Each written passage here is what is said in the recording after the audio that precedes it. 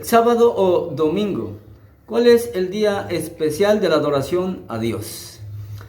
Antes de hablar de este tema tan interesante y tan controversial, quisiera invitarlos o les invito a que veamos este video y después vamos a hacer nuestros comentarios y nuestras reacciones. Vamos a verlo.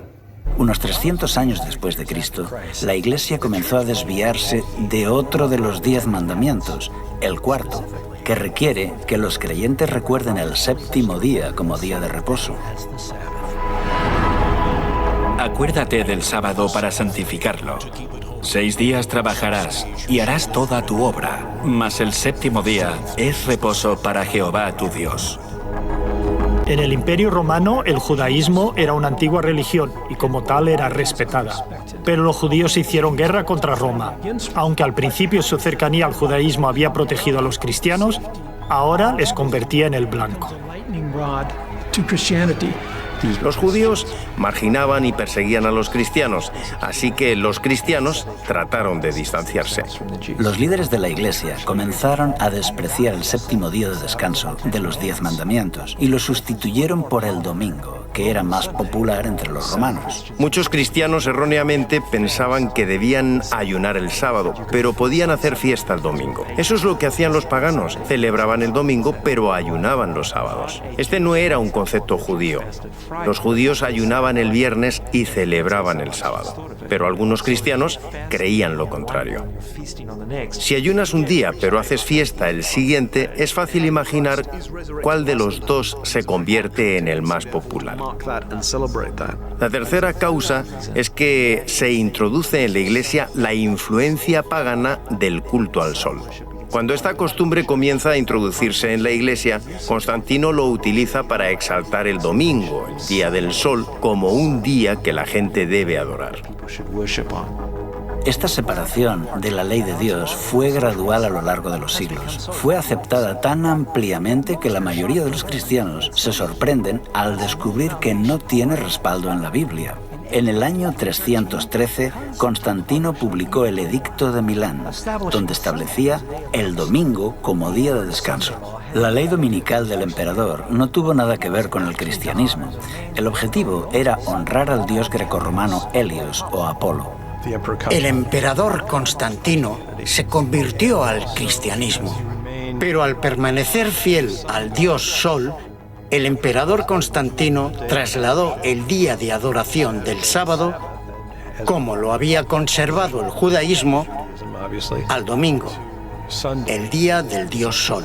Desde entonces los cristianos, al menos la inmensa mayoría de ellos, celebran el culto en domingo en lugar de en sábado. Esto también quedó reflejado en otro edicto de Constantino, del año 321, cuando ordenó: En el venerable día del sol, dejen que los magistrados y las gentes residentes en las ciudades descansen. Dejen que todos los talleres se cierren. Fíjate que dice Día del Sol. Además, está documentado que Constantino el Grande hizo una ley para todo el imperio, decretando que debía guardarse el domingo como día de descanso. Obviamente, este cambio no se infiltró en la Iglesia de un día para otro. La historia indica que durante décadas se consideró que tanto el sábado como el domingo eran días sagrados. En los primeros años de la Iglesia, claramente se adora el sábado judío. Pero a partir de mediados del siglo III se fue abandonando por la mayoría o estaba en proceso de abandonarse. A comienzos del siglo IV, en muchas partes del Imperio Romano, los cristianos están adorando el domingo. Durante este periodo de tiempo, muchos cristianos seguían observando el sábado y el domingo tenían un servicio recordando la resurrección. Después, cada uno se iba a su trabajo habitual. Con Constantino se habla por primera vez de transferir la solemnidad del sábado al domingo. Siglos antes, el profeta Daniel había predicho que se levantaría un poder religioso que cambiaría los tiempos y la ley. En los 10 mandamientos, solo hay una ley relacionada con el tiempo, el sábado. Constantino, toda la culpa a veces se la echamos a Constantino. Pero ¿realmente Constantino cambió el día de la adoración de sábado por el domingo? ¿O qué fue lo que realmente hizo este emperador famoso, Constantino? Bueno, en este video no vamos a hablar de, en el video que vimos, hablaron acerca del judaísmo, que los judíos en tiempo de Constantino seguían observando el día sábado. No vamos a hablar de eso porque no nos compete a nosotros. Lo que sí nos compete es hablar de la iglesia, porque es la iglesia a la cual todos debemos de pertenecer, a la iglesia del primer siglo, a la iglesia del nuevo, conforme al Nuevo Testamento. Entonces, antes de entrar en materia, antes de hablar de Constantino y de lo que hizo Constantino, que yo voy a hablar aquí en este video de dos eventos, de dos aspectos que Constantino hizo y que cambió la historia de la iglesia y la historia del mundo secular como lo conocemos hoy en día. Pero antes de llegar a Constantino, yo considero que es muy importante saber la historia, el contexto de qué fue lo que Constantino hizo y por qué lo hizo y para qué lo hizo. Y para entender eso necesitamos conocer la historia. Muy bien, entonces la historia consiste en lo siguiente. Constantino hizo dos decretos que favorecieron a la iglesia, pero antes vamos a hacer un recuento de lo que había estado sufriendo y padeciendo la iglesia hasta el tiempo de Constantino. Muy bien, cuando hablamos de iglesia, hablamos de la única iglesia verdadera, la iglesia del Nuevo Testamento, la iglesia que Jesús estableció mediante o a través de los apóstoles. Muy bien, ese relato del nacimiento de la iglesia o del establecimiento de la iglesia lo leemos en Hechos capítulo 2. Una vez quedando la iglesia establecida, vemos en las páginas del libro de los Hechos que la iglesia comenzó a ser perseguida inmediatamente después. Uno de los grandes perseguidores de la iglesia fue Saulo de Tarso, que posteriormente se convierte a Cristo y que hoy lo conocemos como el apóstol Pablo o simplemente como San Pablo. Cuando Pablo se convierte a Cristo, la persecución baja un poco, porque Pablo había perseguido la iglesia durante mucho tiempo, incluso había sido partícipe de la muerte de algunos hermanos, como principalmente Esteban. Muy bien, pasamos de ahí hasta el año 64, cuando sucede un evento importante en la ciudad de Roma, que se conoce como el Gran Incendio de Roma, estando Nerón como emperador del Gran Imperio Romano de ese entonces. En el año 64 Roma se incendia, todo el centro de Roma se incendia y queda reducido a cenizas. Cuenta la leyenda que cuando, es decir, mientras que Roma se estaba incendiando, Nerón estaba felizmente tocando su arpa. Eso es lo que dice la leyenda. Entonces la gente de Roma inmediatamente culpan a Nerón que él provocó el incendio intencionalmente, y se cree que así lo hizo porque todo ese espacio que se consumió fue reclamado por Nerón para sus beneficios particulares. Sin embargo, Nerón no se iba a quedar con esa acusación. Él buscó inmediatamente a quién culpar para no cargar él con la culpa. Y el grupo más vulnerable, creo yo, que debía ser culpable, porque no los querían, estaban siendo perseguidos, ya cierta persecución, eran los cristianos, la iglesia. Entonces Nerón culpa a la iglesia y se desata una gran persecución en contra de la iglesia, ahora de parte del imperio más poderoso de la época, el Imperio Romano. Toda esa persecución desde el año 64 de parte del Imperio Romano duró hasta el año 313, hasta la llegada de Constantino, cuando él emite el famoso Edicto de Milán. Y es ahí el primer punto donde yo quiero llegar, el famoso Edicto de Milán. Pero antes de hablar del Edicto de Milán, necesitamos saber cómo es que Constantino llega al poder para entender el por qué emite este decreto Constantino. Muy bien, en el año 212 se enfrenta en una batalla Constantino contra Magencio por la disputa por el poder del Imperio Romano en el famoso puente Milvio. Se le conoce a este evento como la batalla del puente Milvio. Previo al combate, cuenta la leyenda, y digo cuenta la leyenda porque parece que no está del todo comprobado este suceso, cuenta que en la noche previa al combate, Constantino tuvo una visión y que vio en el cielo un signo, una señal y unas letras o un mensaje que le decía "Inno signo vinces", es decir, con este signo vencerás. A consecuencia de esto, Constantino mandó pintar esos símbolos, esas cruces en los escudos y en las armaduras de sus soldados, y van al combate, a la batalla, y sucede que ganan la batalla, y entonces de ahí se convierte Constantino en emperador en el año 212. Magencio, por su parte, quedó muerto en combate, y ahora sí Constantino entra en escena en la historia de la humanidad, de la historia que nos compete en este video.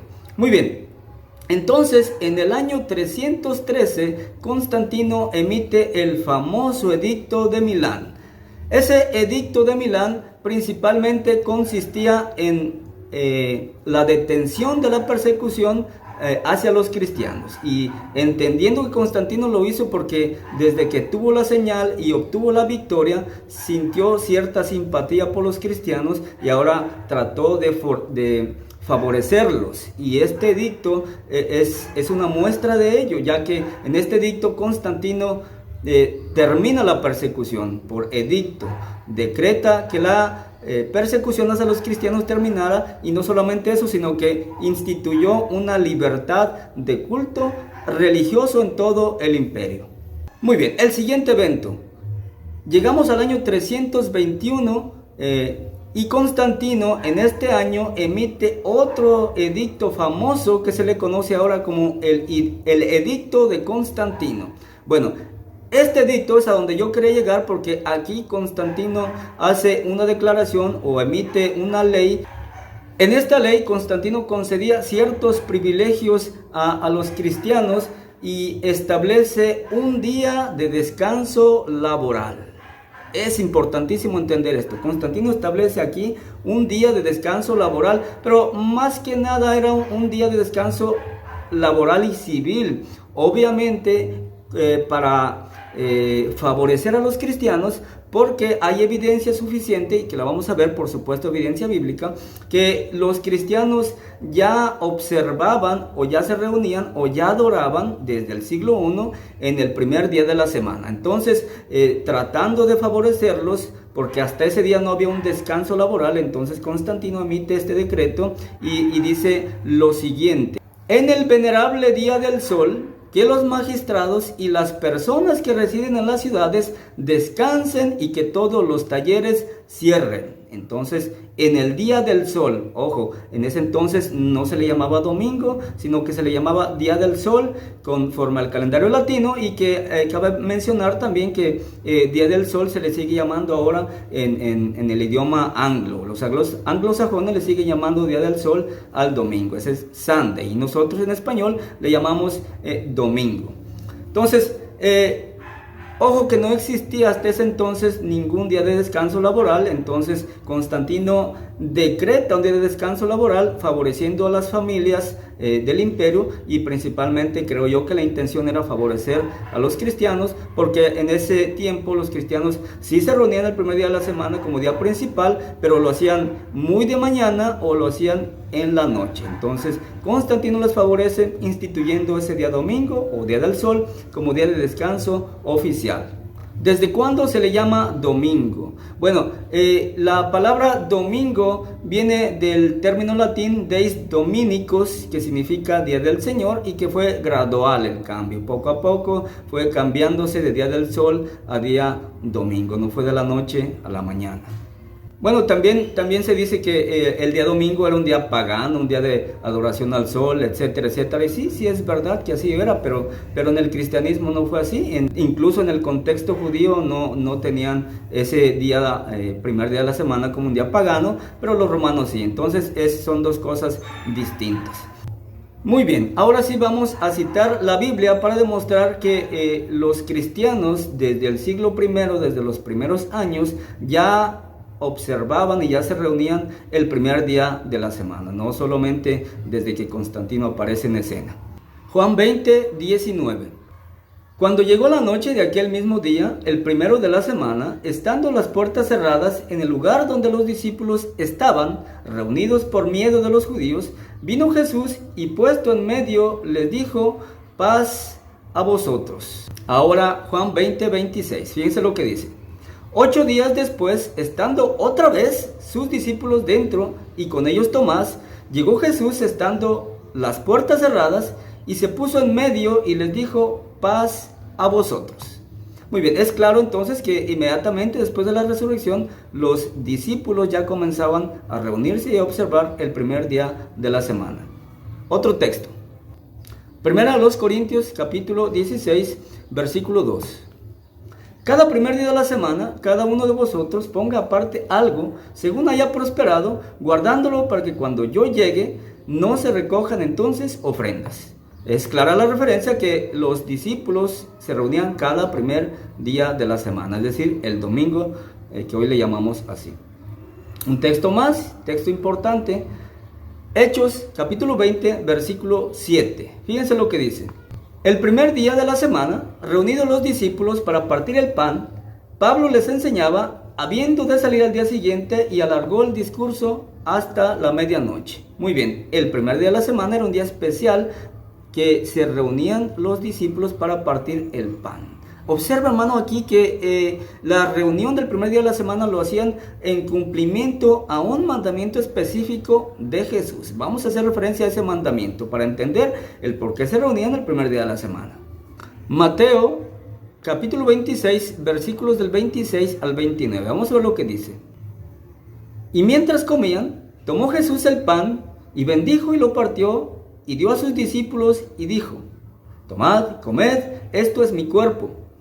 Y tomando la copa, y habiendo dado gracias, les dio diciendo: bebed de ella todos, porque esto es mi sangre del nuevo pacto, que por muchos es derramada para remisión de los pecados. Y os digo que desde ahora no beberé más de este fruto de la vid, hasta aquel día en que lo beba nuevo con vosotros en el reino de mi Padre.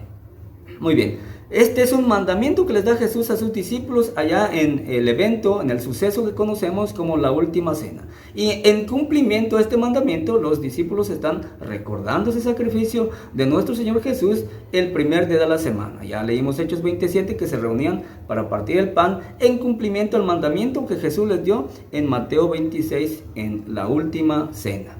Muy bien, entonces Constantino no cambió la adoración del sábado por el domingo. Ya tenemos suficiente evidencia bíblica que los discípulos ya se reunían el primer día de la semana. ¿Qué hizo Constantino entonces? Bueno, lo único que hizo Constantino es, con el edicto de Milán del 313, detuvo la persecución a los cristianos, emitió una política de tolerancia religiosa. Y en el 321, un nuevo decreto que se llama el Edicto de Constantino, donde instituye un día de descanso laboral, claro, en favor de los cristianos, porque ya se reunían el primer día de la semana, pero casi no tenían tiempo para ello, o sea, tenían el día ocupado, ellos tenían que trabajar, se reunían muy de mañana o en la noche. Entonces Constantino les emite y les regala, digamos, este día de descanso laboral. Así que no cambió Constantino, ¿verdad? El día de adoración de sábado por el domingo. Eso es bíblico, ya lo hacía la iglesia desde el siglo I. Ahora bien, ¿qué pasa con el día de reposo? ¿Debemos guardar o no el día de reposo? Los Advents nos acusan de guardar el domingo como día de reposo. De hecho, en el video dice que ahora la observancia del día de reposo del sábado se cambió al domingo, que observamos el domingo como día de reposo. Y eso no es bíblico. Por supuesto que no es bíblico. Nosotros nunca enseñamos que el domingo es un día de reposo. No existe un día de reposo para la iglesia en el Nuevo Testamento. Jesús dijo en Juan 5:17, mi Padre hasta ahora trabaja y yo trabajo. Por esto los judíos aún más procuraban matarle, porque no solo quebrantaba el día de reposo. Muy bien, entonces no hay un día de reposo para la iglesia del primer siglo. No existe eso. El domingo no es día de reposo. El domingo es día de adoración especial, porque recordamos la muerte, sepultura y resurrección de nuestro Señor Jesucristo. Principalmente la resurrección, porque resucitó el primer día de la semana. Entonces, ¿qué pasa con el sábado? ¿Lo guardamos o no lo guardamos? Bueno, este es un tema interesante, por supuesto, y eso lo estaremos estudiando en otro video. Así que gracias por su atención. Si te gusta mi contenido, pues te invito con todo respeto que te suscribas a mi canal y a mi página. Y nos vemos en el siguiente video. Deseo que Dios te bendiga.